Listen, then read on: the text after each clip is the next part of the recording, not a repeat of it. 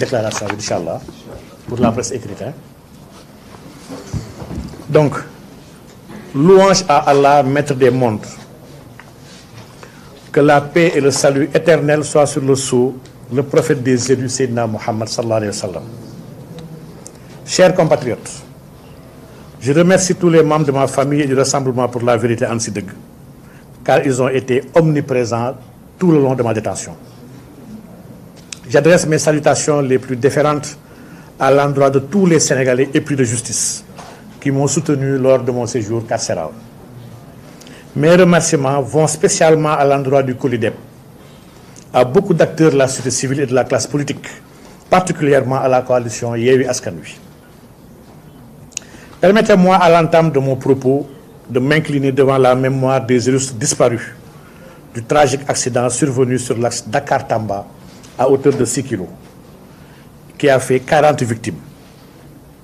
Mais aussi pour les victimes des accidents de Thiès, de Podor, et celui d'aujourd'hui survenu à l'entrée de Nguensar, dont le bilan lourd s'élève à 19 morts. Que leur âme repose en paix. Mes pensées vont à l'endroit de tous les détenus politiques injustement et abusivement séquestrés, pour lesquels nous exigeons leur libération immédiate et sans condition. La justice étant le socle sur lequel repose un état de droit, force est de constater qu'elle est piétinée, instrumentalisée, aujourd'hui par une poignée de personnes. Le pays fourmille de détenus politiques, victime d'un acharnement du régime actuel, témoignant d'une peur inavouée.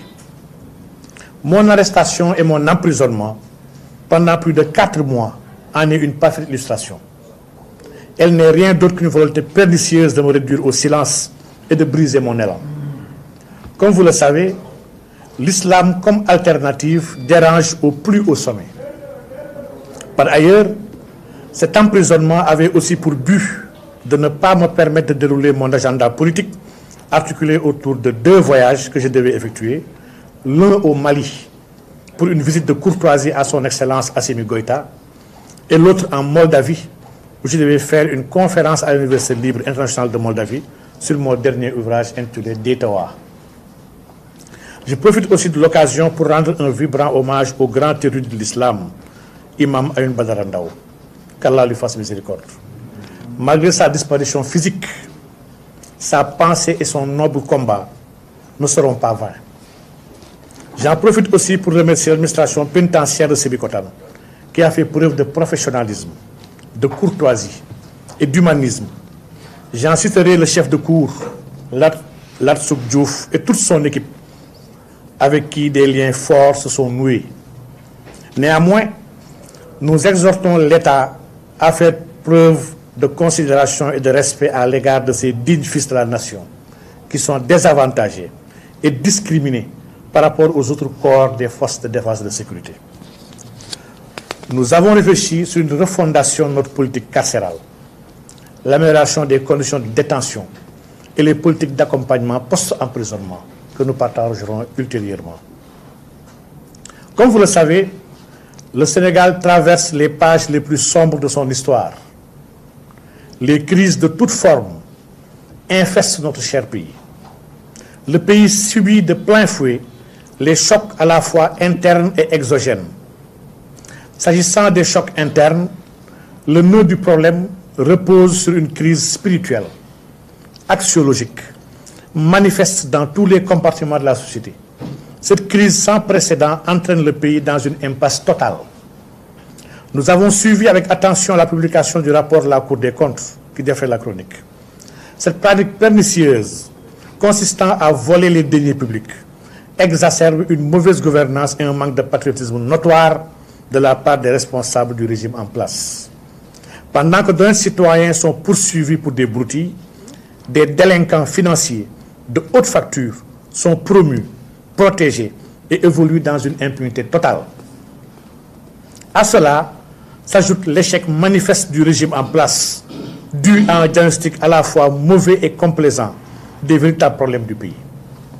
Ce régime à haute teneur anthropique se targue d'apporter de fausses solutions aux vrais problèmes qui n'a de mérite que de nous enfoncer davantage dans les abysses de la pauvreté.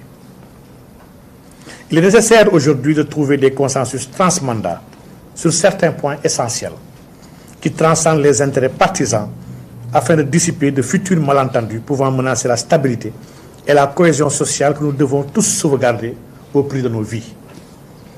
Parmi ces points essentiels, l'exploitation de nos ressources pétrolières et gazières en cette année 2023 occupe une place importante. Cette exploitation devrait permettre à notre nation d'intégrer le concert des pays énergétiquement autonomes, tout en veillant à la protection de l'environnement pour réserver un avenir radieux aux générations futures.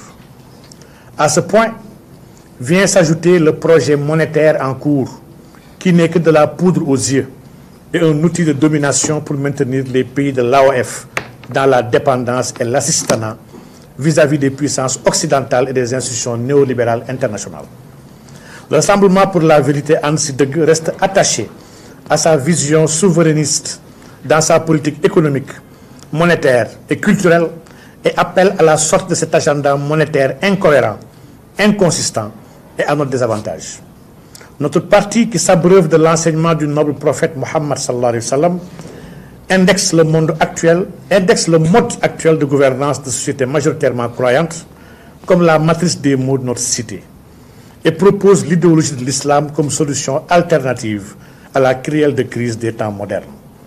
Nous prendrons part, Inch'Allah, aux échéances décisives de 2024 pour reconstruire ce pays désarticulé, désorganisé, pillé, spolié, trahi, violé par des politiciens sans vertu ni honneur. Et tous ceux qui ont participé à ce carnage seront traduits devant la justice. 2023 est une année charnière et l'urgence n'est pas dans le combat d'une hypothétique candidature d'un homme que nous devons désormais conjuguer au passé. Il nous faudra réfléchir ensemble sur les priorités et la teneur de la refondation à opérer pour éviter une autre alternance d'hommes sans réelle incidence sur la qualité de vie du citoyen. Nous lancerons une tournée nationale dans les mois à venir afin de partager davantage sur l'idéologie du juste milieu et de rencontrer ces autres Sénégalais oubliés et pourtant majoritaires qui pensent comme nous que l'islam est la solution et que notre prospérité n'est pas entre les mains d'institutions internationales ni des pays prédateurs déstabilisés hors du continent. Notre prospérité se fera conformément à nos valeurs, par nous et pour nous. À tous ceux qui croient comme nous que les efforts et sacrifices de nos illustres devanciers ne sont pas pris en compte dans la République importée actuelle, le Rassemblement pour la vérité Anne Sideg vous tend la main et vous appelle au combat de libération ultime de ce pays des ténèbres de l'ignorance par l'engagement et la servitude. La volonté d'Allah se réalisera sans nul doute lorsque la terre sera paradisiaque, quand elle suivra les commandements de son maître et que la justice, la paix, la miséricorde et l'équité régneront partout. Qu'Allah protège ce pays des puissances occultes et de leurs supports locaux, qu'il veille sur ses fils et filles où qu'ils soient et qu'il agrée nos actions par sa miséricorde infinie. Louange à Allah, maître des mondes et des hommes dans l'apparent et le cachet. Fait à Dakar le 16 janvier 2023. Donc voilà. Donc maintenant on peut ouvrir peut-être des séances de questions. Attendez, les gens vont régler.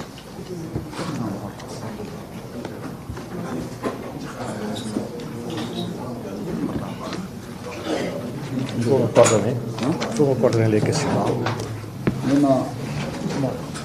Ah bon.